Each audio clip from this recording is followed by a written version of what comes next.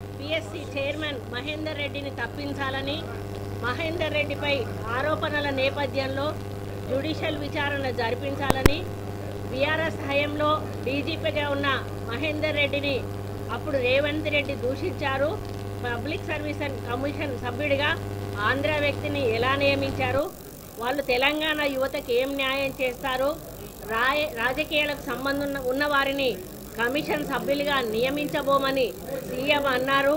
టీడీపీలో పనిచేసిన రజనీ కుమార్ని కమిషనర్ సభ్యురాలిగా ఎలా నియమించారు, విద్యుత్ సంస్థలో ఆంధ్ర అధికారుల పెత్తనమేంటి, ముగ్గురు ఆంధ్ర అధికారులను డైరెక్టర్లుగా ఎలా నియమించారు, తెలంగాణ ప్రయోజనాలు వాళ్ళు ఎందుకు కాపాడుతారు, ఓటుకు నోటు కేసు వాదించిన న్యాయవాదులకు సీఎం అందలం, సింగరేణి ఉద్యోగాల విషయంలో అబద్ధాలు చెప్తున్న కాంగ్రెస్ ప్రభుత్వం డిసెంబర్లోగా 2 లక్షల ఉద్యోగాలు ఇస్తామని కేవలం 60,000 ఉద్యోగాలకే నోటిఫై చేశారని చెప్పడం, గురువు చంద్రబాబు బాటలో నడుస్తున్న శిష్యుడు రేవంత్ రెడ్డి, సీఎం రేవంత్ రెడ్డిలో స్వచ్ఛరక్తం ప్రవహిస్తోంది అని టీఆర్ఎస్ ఎమ్మెల్సీ కల్వకుంట్ల కవిత గారు మాట్లాడడం జరిగింది.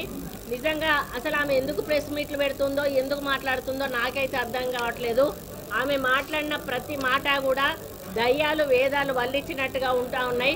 9.5 సంవత్సరాల వాళ్ళ కాలంలో తెలంగాణ కొట్లాడి తెచ్చుకున్న తెలంగాణ వాళ్ళ చేతిలో పెడితే తెలంగాణకు న్యాయం చేయలేదు, తెలంగాణ యువతకు న్యాయం చేయలేదు, ఎక్కడ అభివృద్ధి లేదు, నీళ్లు కానీ నిధులు కానీ నియామకాల విషయంలో పూర్తిగా నిర్లక్ష్యం చేసి యువత భవిష్యత్తును ప్రశ్నార్థకంగా చేసి తెలంగాణ అభివృద్ధిని మరి ఎక్కడ వేసిన గొంగలి అక్కడే ఉన్నట్లుగా చేసి ఒక 2 నెలలు కూడా మా ప్రభుత్వం వచ్చి కాకముందే ఈరోజు ప్రభుత్వంపై 10 సంవత్సరాలు పరిపాలించిన వాళ్ళు మాట్లాడడం అనేది హాస్యాస్పదంగా ఉందని ఈ సందర్భంగా నేను కవిత గారికి చెప్తా ఉన్నాను.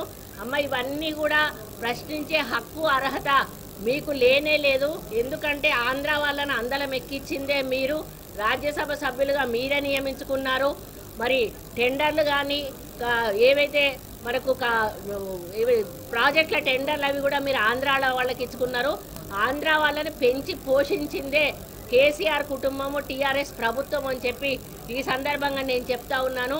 మహేందర్ రెడ్డి గారు చేరి 2 వారాలు కూడా కాలేదు, అప్పుడే ఆయన మీద ఆరోపణలు అనేటువంటి మాట మాట్లాడడం కూడా హాస్యాస్పదంగా ఉంది. మరి ఎందుకు ఇంత కాలంలోనే ఆయన మీద వచ్చిన అభియోగాలు ఏంటి? మరి మీ ప్రభుత్వంలో ఆయన అత్యంత మరి పెద్ద స్థానంలో డీజీపీ స్థానంలో కూడా కూర్చోబెట్టిన విషయం మీరు మర్చిపోయారా? మరి అవినీతి అధికారి అయితే మీరు ఆ రోజు ఎందుకు ఆయనను డీజీపీ స్థాయిలో కూర్చోబెట్టారని చెప్పి అడుగుతా ఉన్నాను. ఈరోజు సింగరేణిలో 20,000 మంది ఉద్యోగాలు ఇచ్చిన చెప్పుకోవడానికి మరి సిగ్గుపడాల్సిన అవసరం ఉంది. 20,000 ఉద్యోగాలు పారదర్శకంగా ఇస్తే మరి మీ పార్టీకి 1,200 ఓట్లు మొన్న ఎట్లా వచ్చినాయని చెప్పి అడుగుతా ఉన్నాను. కేవలం 3% ఓట్లు మాత్రమే మొన్న సింగరేణి ఎలక్షన్స్లో టీఆర్ఎస్ పార్టీ వాళ్ళకు రావడం జరిగింది. ఈరోజు కంపాషనేట్ గ్రౌండ్ల నియామకం గురించి మాట్లాడే హక్కు కూడా కవితకు లేదు అని చెప్పి ఈ సందర్భంగా చెప్తా ఉన్నాను. మెడికల్ బోర్డును దళారీ వ్యవస్థగా మార్చింది మీరు. ఒక్కో కార్మికుడు అన్ఫిట్ కావడం నుంచి వారసునికి ఉద్యోగం ఇచ్చేంత వరకు ప్రతి చోట టీఆర్ఎస్ దళారులు ఉన్న విషయాన్ని ఈ సందర్భంగా నేను గుర్తు చేస్తా ఉన్నాను. 32 లక్షల మంది నిరుద్యోగులు మాపై ఎంతో విశ్వాసం ఉంచి ఈరోజు మమ్మల్ని కాంగ్రెస్ పార్టీని అధికారంలో తీసుకొచ్చారు. వాళ్ళు మాపై ఉంచిన నమ్మకాన్ని వమ్ము చేయకుండా మా ప్రభుత్వం పూర్తిగా వారికి ప్రభుత్వ ఉద్యోగాలు ఇచ్చేటువంటి బాధ్యత తీసుకుంటుందని సందర్భంగా నేను తెలియజేస్తా ఉన్నాను. మరి ఇంతకాలం పోలీసులు బీఆర్ఎస్లో ఉన్నటువంటి ప్రభుత్వం పోలీసు విభాగ అత్యున్నత అధికారి డీజీపీ హోదాలో మహేందర్ రెడ్డిని పెట్టిన విషయం మనందరికీ కూడా తెలుసు. మరి 36 ఏళ్ళు అన్ని ప్రభుత్వ హోదాల్లో మహేందర్ రెడ్డి గారు పనిచేయడం జరిగింది. మరి కాబట్టి ఆయనను ఒక సీనియర్ అధికారిగా ఆయనను ఈరోజు టీఎస్పీఎస్సీ చైర్మన్గా నియమించడం జరిగిందని కూడా ఈ సందర్భంగా విన్నవిసుకుంటా ఉన్నాను. మరి మీలాగా లిక్కర్ స్కామ్ చేసిండా ఏమన్నా మహేందర్ రెడ్డి అని చెప్పి అడుగుతా ఉన్నాను. లేకపోతే టీఎస్పీఎస్సీ పేపర్లు లీక్ చేసిండా, లేకపోతే ఒకటే రూమ్లో అందరినీ మీకు అనుకూలంగా ఉన్న వాళ్ళని కూర్చోబెట్టి టీఎస్పీఎస్సీ మరి ఎగ్జామ్స్ రాయించి ఉద్యోగాలు ఏమన్నా ఇప్పించిండా మహేందర్ రెడ్డి అని చెప్పి ఇప్పుడు ఈ సభ నుంచి, ఈ వేదిక నుంచి కవితను నేను ప్రశ్నిస్తా ఉన్నాను. మరి ఆయనకు అవినీతి మరికే ఉంటే ఆ రోజు మరి మీరు ఎందుకు డీజీపీ స్థాయిలో ఆయనను కూర్చోబెట్టారని కూడా అడుగుతా ఉన్నాను. మరి రాష్ట్ర నిరుద్యోగులకు ఉద్యోగాలు రాకుండా చేయాలని ఈరోజు బీఆర్ఎస్ కుట్ర పన్నుతా ఉన్నది. ఇంతకాలం 32 లక్షల మంది యువతీయోగులకు అన్యాయం చేసినటువంటి టీఆర్ఎస్ పార్టీ నాయకురాలైనటువంటి కవిత ఈరోజు మరి దయ్యాలు వేదాలు వల్లించినట్టుగా మా ప్రభుత్వం రాగానే మీరు ఎందుకు ఉద్యోగాలు ఇస్తలేరని మాట్లాడడము చాలా దురదృష్టకరం. 9.5 ఏళ్లలో మరి మీరు ఎందుకు చేయలేకపోయారు? కనీసం 2 నెలలు కాకముందే ఈ ప్రభుత్వం చేస్తలేదు అని ప్రశ్నించే హక్కు మీకు లేదు అని చెప్పి ఈ సందర్భంగా మరి ఆమెని హెచ్చరిస్తా ఉన్నాను. మరి పేపర్ల లీకేజు కుట్రలకు ఇన్ని రోజులు ఉద్యోగాలు అసలైన యువతకు రాకుండా చేసిన ఘనత బీఆర్ఎస్ ప్రభుత్వాన్ని అని చెప్పి ఈ సందర్భంగా తెలియజేస్తా ఉన్నాను. ఎవరైతే అర్హులు ఉన్నారో వాళ్ళ నోటికాడి ముద్దను లాక్కొని అనర్హులైన వాళ్లకు ఉద్యోగాలు ఇచ్చి వాళ్ళని పెంచి పోషించిన ఘనత మరి కవిత గారిది కాదా అని చెప్పి ప్రశ్నిస్తా ఉన్నాను. మరి కాంగ్రెస్ ప్రభుత్వం ఎక్కడైతే ఉద్యోగాలు ఇస్తామని చెప్పి నిలబెట్టుకుంటారో మాట అనేటువంటి భయంతో ముందే ఆరోపణలు చేస్తూ ఉన్నారు. ఒక పక్క మొన్ననే 7,000 మంది నర్సులను కూడా నియమించాము. మళ్ళా వారం 10-15 రోజుల్లో సీఎం గారు 15,000 మంది కానిస్టేబుల్ నియామకాలను కూడా చేపడతామనేటువంటి మాట చెప్పడం జరిగింది. కాబట్టి మా ముఖ్యమంత్రికి అబద్ధాలు చెప్పాల్సిన అవసరం లేదు. కాంగ్రెస్ పార్టీ మేనిఫెస్టోలో ఏదైతే పెట్టిందో అదంతా కూడా అమలు చేసే దిశగా ఈరోజు మా యొక్క ప్రభుత్వం ముందుకు అడుగులు వేస్తోందనే విషయాన్ని కూడా ఈ సందర్భంగా నేను తెలియజేస్తా ఉన్నాను. మరి 2 సార్లు సింగరేణిలో భారీ మెజారిటీతో గెలిపిస్తే మరి సింగరేణిని విధ్వంసం చేసింది ఎవరు? సింగరేణి ఫండ్స్ అన్ని కూడా తరలించకపోయింది ఎవరు అని చెప్తా ఉన్నాను. ఈరోజు సింగరేణి ఫండ్స్ అన్ని కూడా మరి సిరిసిల్ల, గజ్వేలు, మరి మెదక్ డిస్ట్రిక్ట్లకు తరలించకపోయిన విషయాన్ని ఈ సందర్భంగా గుర్తు చేస్తా ఉన్నాను. ఎందుకంటే అక్కడ వాళ్ళు కష్టపడి అక్కడ పైసలు సంపాదిస్తే ఆ చుట్టుపక్కల ఉన్నటువంటి ఏరియాను డెవలప్ చేయడం నిర్లక్ష్యం చేసి వాళ్ళ ఇష్టం ఉన్నట్టుగా ఆ యొక్క నిధులు మళ్ళించిన విషయం నిజం కాదా అని చెప్పి అడుగుతా ఉన్నాను. మరి ఢిల్లీ నుంచి గల్లీ వరకు కూడా అన్నింటిలో వాటా ఉన్నది వీళ్ళందరికీ కూడా బీఆర్ఎస్ నాయకులకు. మరి సింగరేణి అవినీతిలో కూడా ఎంత వాటా ముట్టిందో చెప్పాల్సిన అవసరం ఉందని కూడా కవితను నేను డిమాండ్ చేస్తా ఉన్నాను. డిప్యుటేషన్లకు బదిలీలకు లెటర్లు ఇచ్చి ఎంత సంపాదించినావో కవిత చెప్పాల్సిన అవసరం ఉంది. నీ చిట్టా మొత్తం సింగరేణిలో ఎవరిని అడిగినా కూడా ఈరోజు చెప్తారనే విషయాన్ని కూడా తెలియజేస్తా ఉన్నాను. మరి అడిషనల్ అడ్వకేట్ జనరల్గా రజనీకాంత్ని నియమిస్తే నీకెందుకు భయం అని చెప్పి అడుగుతా ఉన్నాను. తెలంగాణ హైకోర్టు అడ్వకేట్గా మరి ఆయన అసోసియేషన్కు ప్రధాన కార్యదర్శి. హైకోర్టులో 2,200 కేసులు పార్టీ తరఫున కాంగ్రెస్ పార్టీ తరఫున మరి ఆయన వాదించినటువంటి వ్యక్తి. తెలంగాణకు వ్యతిరేకంగా ఆయన ఎక్కడ కూడా చేసింది లేదు, తప్పుడు నిర్ణయాలు కూడా తీసుకున్నది లేదు అని చెప్పి చెప్తా ఉన్నాను.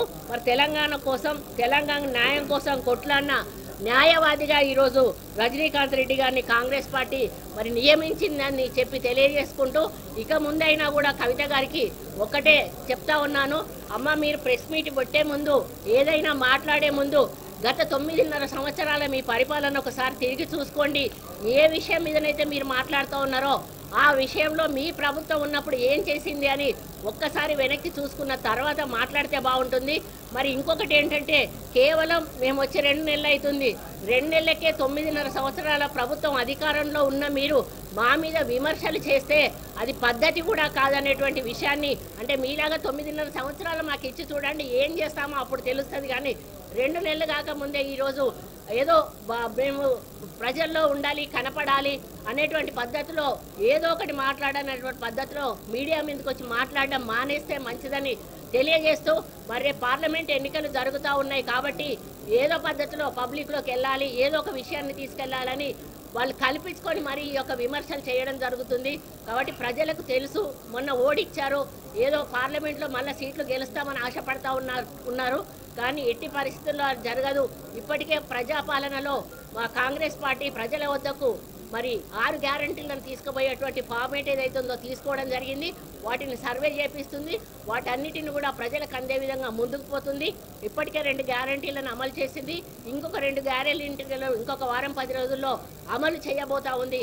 కాబట్టి మేము ఏదైతే భగవద్గీతగా భావిస్తున్నటువంటి మా మేనిఫెస్టోను అమలు చేస్తాము. మీరు ఎన్ని అడ్డంకులు పెట్టినా కూడా అది ప్రజలకు చేరేదాకా పనిచేస్తామని తెలియజేసుకుంటూ, ఇకనైనా మీరు ఆలోచించు ప్రెస్ మీట్ పెడితే బాగుంటుందని నా యొక్క సూచన చేస్తూ సెలవు తీసుకుంటా ఉన్నాను.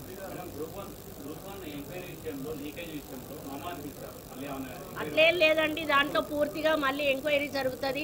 ఎవరైతే బాధ్యులైన వాళ్ళు ఉంటారో వాళ్ళ మీద కఠినంగా చర్యలు తీసుకోవడం జరుగుతుంది. ఈ ప్రభుత్వం దేనికి కూడా సరెండర్ కాదు, దేనికి కూడా కాంప్రమైజ్ కాదు. గత ప్రభుత్వంలో జరిగిన ప్రతి అంశాన్ని కూడా పరిశీలనకు తీసుకొని అన్నిటి మీద కూడా ఎంక్వైరీ చేయడం జరుగుతుంది.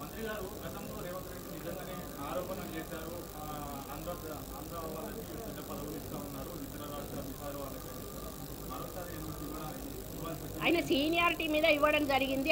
ఆ సమయంలో ఆ ప్రభుత్వం చెప్పినట్టు ఆయన తిట్టాడు. ఆ సమయంలో రేవంత్ రెడ్డి గారు రియాక్ట్ అయ్యారు. కానీ అధికారంలోకి వచ్చినాక ఆయన ఒక ముఖ్యమంత్రిగా అధికారుల సీనియారిటీని బట్టి నిర్ణయాలు తీసుకోవాలి. దాన్ని మీరు హర్షించాలి. ఆ రోజు తిట్టినా కూడా ఈ రోజు ఇచ్చారు అంటే ఒక మంచి ఆఫీసర్కు, సీనియారిటీ ఉన్న ఆఫీసర్కు ఇచ్చారు అని చెప్పా. ఆ రోజు దుర్వినియోగం ఆయన చేసుకున్నాడంటే పైనుంచి ఒత్తిడి, ఆ ప్రభుత్వం యొక్క ఒత్తిడిని భరించలేక ఆయన నిర్ణయాలు తీసుకున్నాడు. కానీ వ్యక్తిగతంగా రేవంత్ రెడ్డి మీద కోపంతో కాదు కదా. దాన్ని రాజకీయం చేయడం కరెక్ట్ కాదని నా ఉద్దేశం. దేంట్లో అటువంటి ఇబ్బంది ఏం జరగదండి. 100% న్యాయంగానే గత ప్రభుత్వంలో జరిగిన అవకతవకలు జరగకుండా ఏదైతే పద్ధతి టీఎస్పీఎస్సీ పద్ధతి ఉందో, రూల్స్ ఉన్నాయో, రెగ్యులేషన్ ఉన్నాయో అదే పద్ధతిలో టీఎస్పీఎస్ ఎగ్జామ్స్ కండక్ట్ చేయడం జరుగుతుంది. ఏ ఒక్క నిరుద్యోగి కూడా ఈ ప్రభుత్వంలో అన్యాయం జరగదని మేము భరోసా ఇస్తాం.